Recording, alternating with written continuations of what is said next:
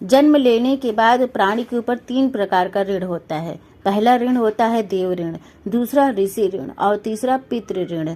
पितृपक्ष के इन 16 दिनों में श्राद्ध प्रक्रिया में उपस्थित होकर तीनों ऋणों से मुक्त हुआ जा सकता है। लेकिन क्या आप जानते हैं कि इस पितृपक्ष की शुरुआत कैसे हुई, कैसे ये पितृपक्ष मनाया जाने लगा?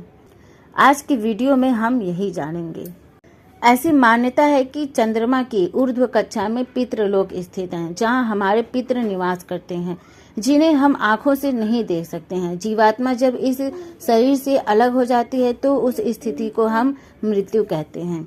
हिंदू मान्यताओं के अनुसार 1 वर्ष तक प्रायः सूक्ष्म जीव को शरीर नहीं मिलता। मोहवश वो सूक्ष्म होते हैं। जीव अपने परिवार और घर के आसपास ही घूमते रहता है।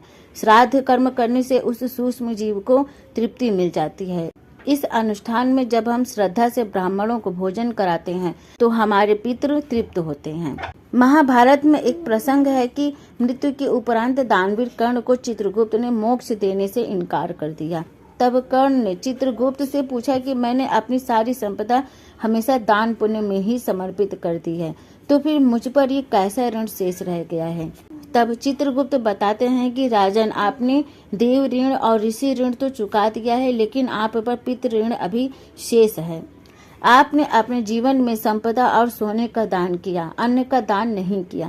जब तक आप यह ऋण नहीं उतारते आपको मोक्ष नहीं मिल सकता है।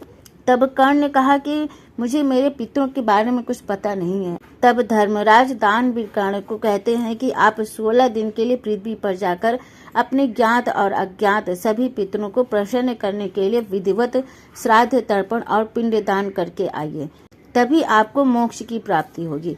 दानवीर कर्ण ने वैसा ही किया।